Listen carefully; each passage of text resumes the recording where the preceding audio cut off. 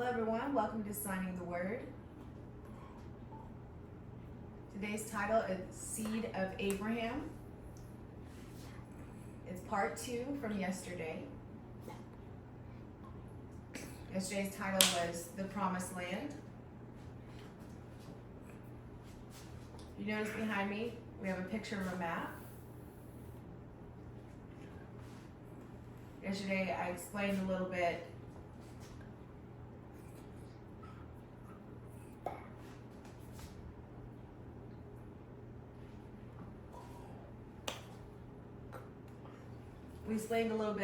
of this is the general area of the Promised Land, and now in 2023 we can see Israel.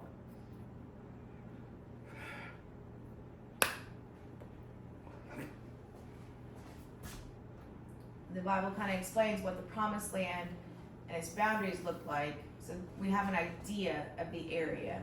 Exactly where, I'm not sure, but we know the area. In today's land of Israel, there's a war happening, but God has a plan, and the enemy will try to stop that plan.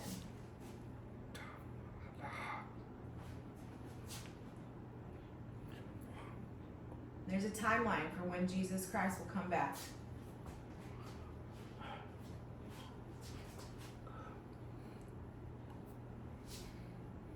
A lot of people, think it'll be America's timeline.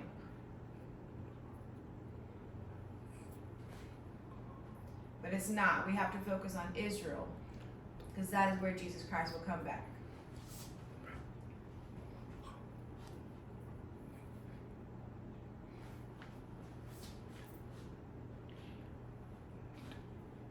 And we wonder why so many people have been against Jews. Jesus himself was a Jew.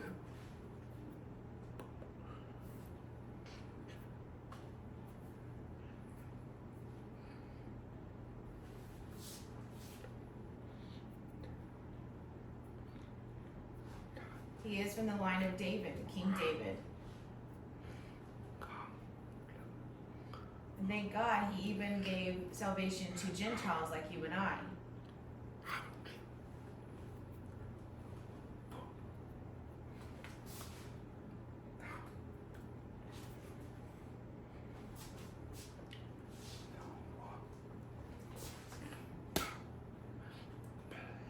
And after he comes back, he'll reign for 1,000 years in Israel. And that's why the enemy wants to stop his plan.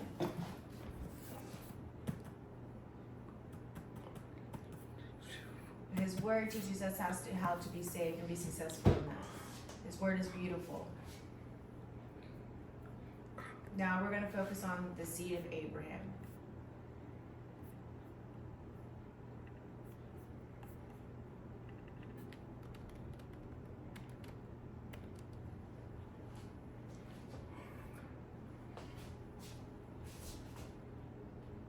Okay, so in Genesis chapter 3 and verse 15.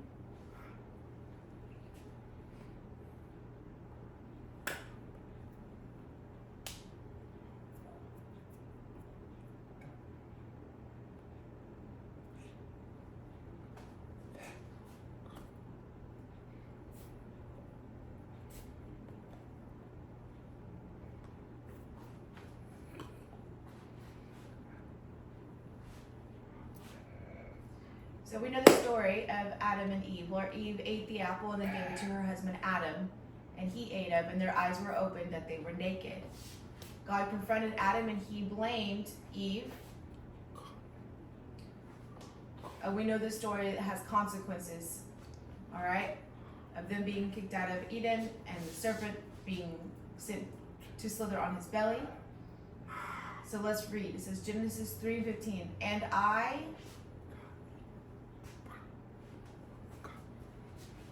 when God says it will happen.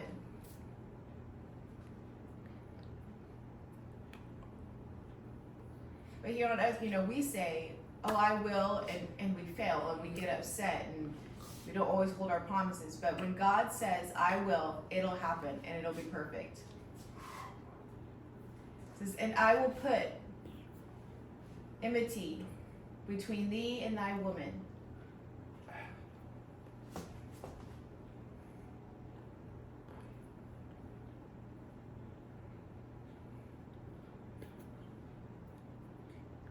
And between thy seed and her seed.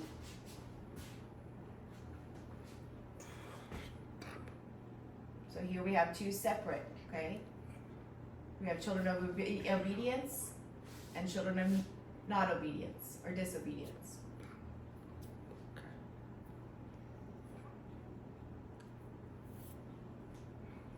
And we can go deeper into that, but that's not our point today. And it shall bruise thy head, and thou shalt bruise his heel.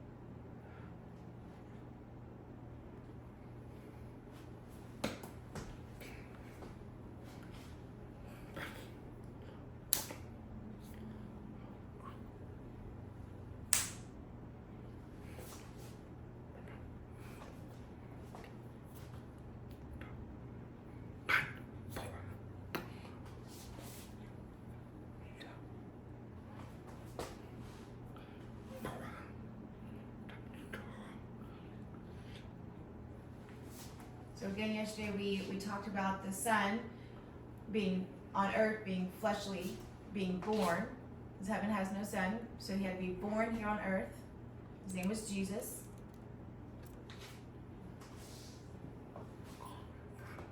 So let's look at the call of Abraham.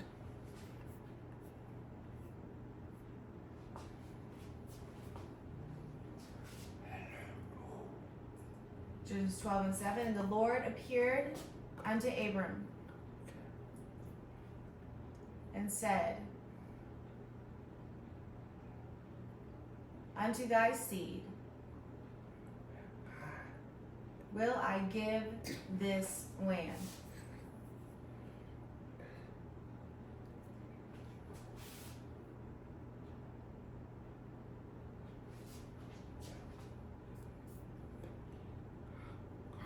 And there builded he an altar unto the Lord, who appeared unto him.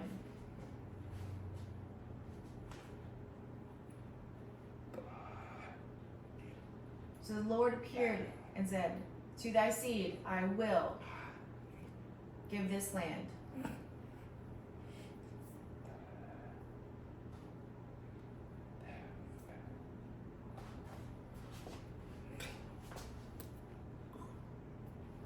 So Abraham set up an altar unto the Lord.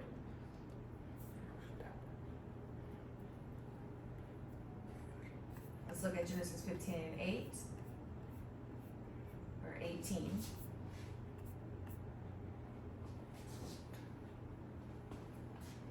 Yesterday we kind of explained this area and its bordering. And how do you prove that? That it would be in this area is by the word of God. Genesis 15:18.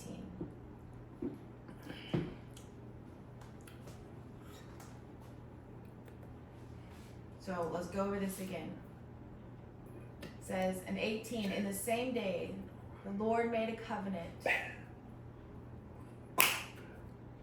with Abraham.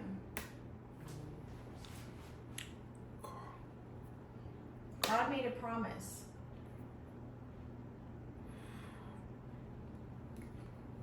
And that's very powerful because God keeps his word. Have you heard someone make a promise to you and it's never happened and you kind of feel, taken back, or you've lost that trust with them? You're kind of like, that was a lie. You didn't follow and keep your word. That's why we have to be careful, because we're human and we promise, but sometimes it never happens. But with God, when he promises, will it fail? No. He's never failed.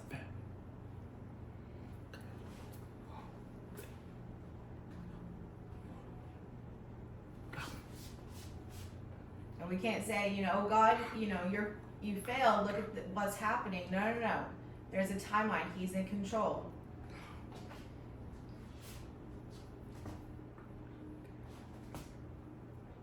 Saying, unto thy seed. Here we go. We see it again. I mean, generation after generation, okay? Unto thy seed have I given this land.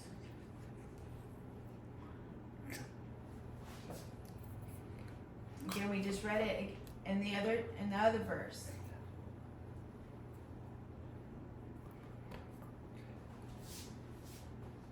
He was told, I'm going to give you this land, and so Abraham made that altar and a sacrifice for him. Verse 18 continues, says, from the river of Egypt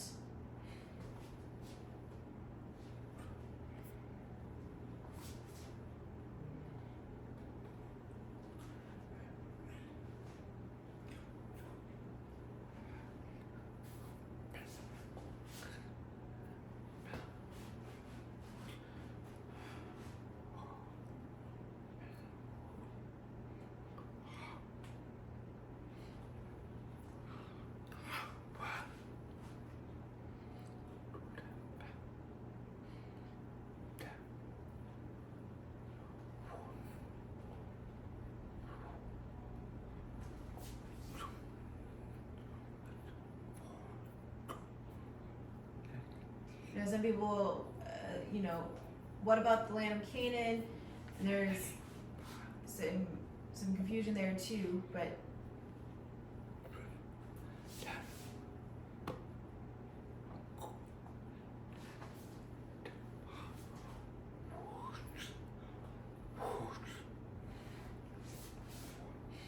when we get into the story of the Pharaoh and Israelites in Egypt, and their freedom and wanting to be able to worship their God.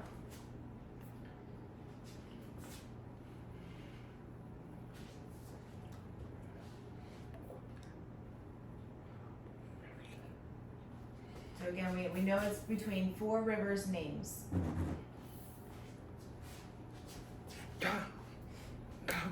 Is this exactly right? No. This is just an assumption of, the border or the area that it could be. So we're just reading the Word of God and finding where it's at and what it's talking about, and we can see the general area. So, back in history, these were their country names. And you could study, where they were placed back in history, and we could find, the general area.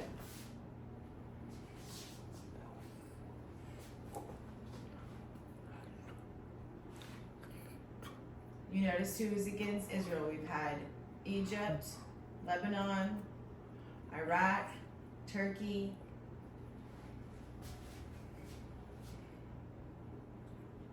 Been very interesting.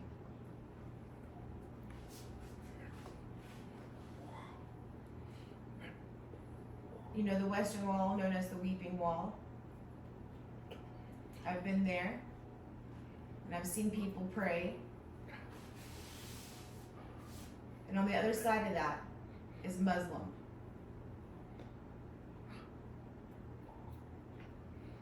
And the mosque is set up there.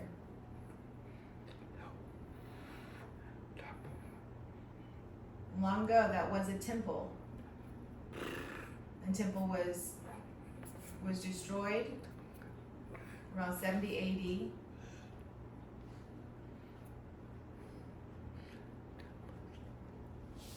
And later, I'm not exactly sure of the same of the time, but the mosque was set up and history's happened, and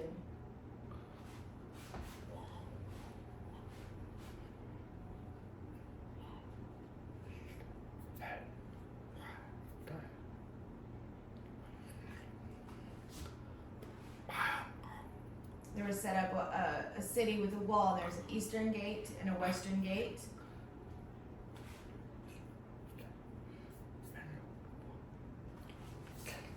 Where Jesus ascended and will come back.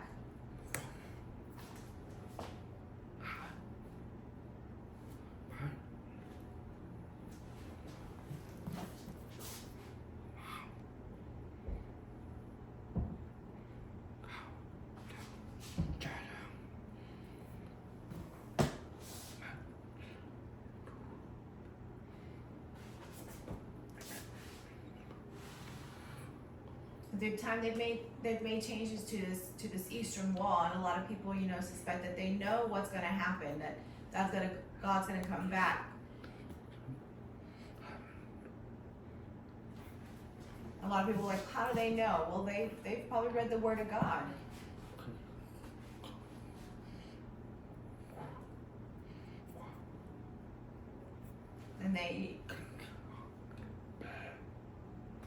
And they're against that.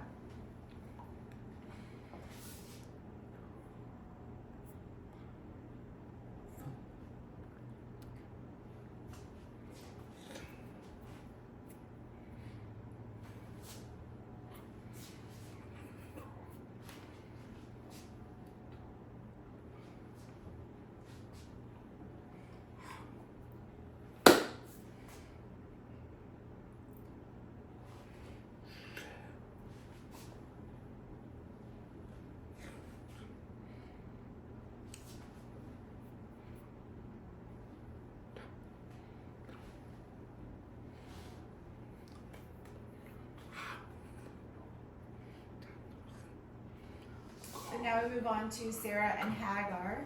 Hagar is Sarah's maiden or servant. And Sarah knew that Abraham needed a son, a lineage, so she gave Hagar to Abraham to have a relationship with and bring forth a child. But through that process, it caused a great problem.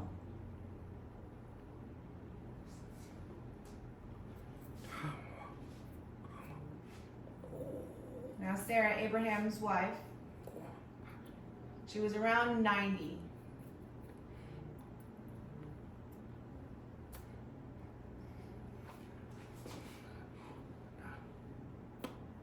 She was around 90 when she got word that she would become pregnant.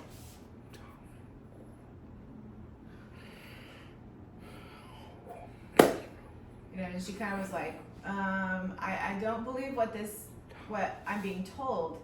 I'm 90 years old. So she didn't have enough faith, so this is when she gave Hagar to Abraham.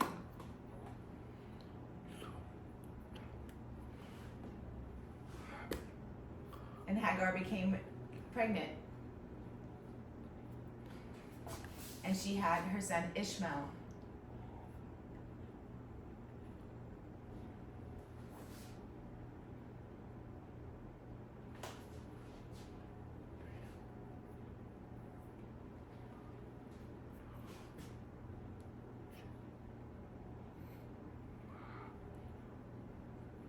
And when Ishmael was born, Sarah changed her mind and began to be jealous and against Ishmael and Hagar. In 16:11 says, and the angel of the Lord said unto her meaning Hagar, behold, thou art with child and shall bear a son, and shall call his name Ishmael.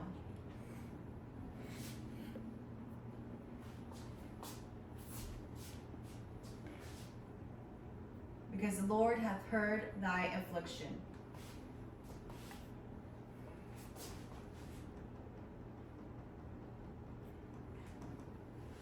Go ahead and read verse 12.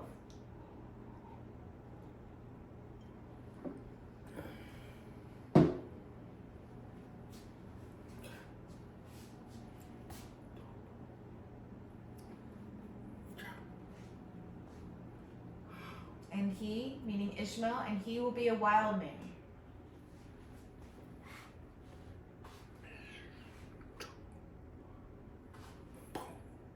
Being very strong. He has no fear.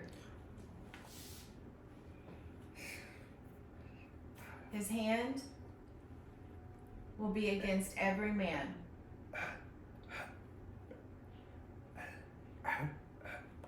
And every man's hand against him. And he shall dwell in the presence of all his brethren.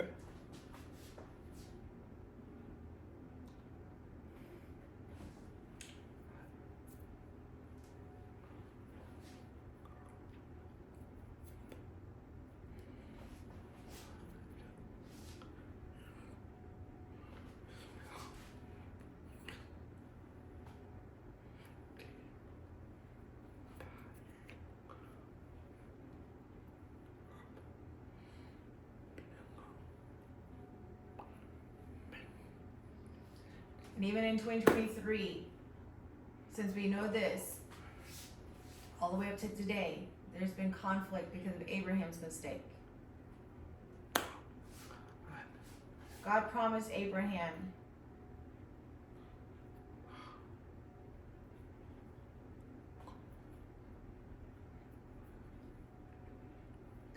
him a seed with Sarah. But Abraham did his own will and went with Hagar.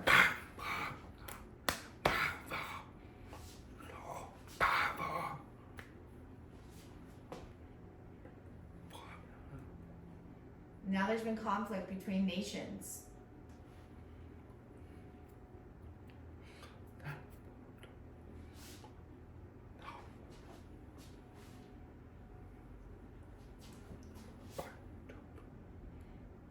And that's what's caused the fighting between each other. Because one nation says, it's my father Abraham. And then the one says, no, it's my father Abraham.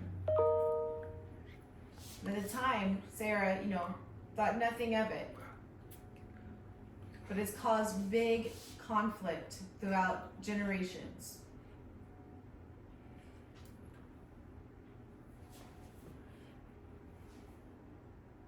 And we find our answers here of why all this has happened.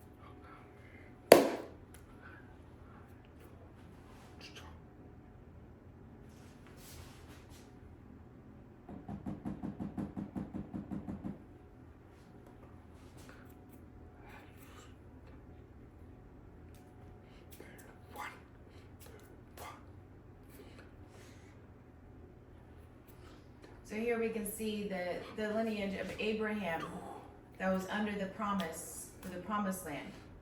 It wasn't Ishmael. Ishmael had Esau. And we know the story of Esau and Jacob, which was also a conflict.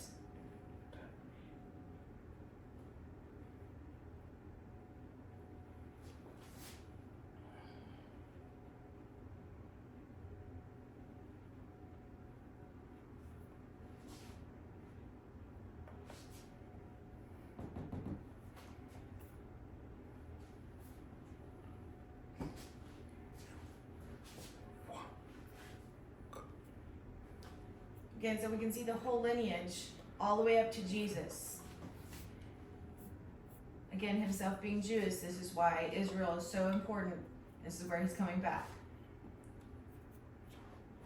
So here we kind of have a picture of Ishmael and Isaac. This is Abraham and Sarah. Yes, Ishmael is part of the lineage and history. This is what's caused the conflict as we know it today. And we can continue on going, explaining everything, but we just don't have enough time. This is kind of a covering of why the world has been against Israel. Give me 1 second. Perfect. All right.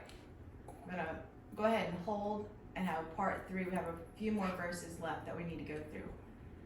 But we'll hold that. We are thinking about the history and what's happening to Israel, but we need to pray for them, and we'll see you tomorrow.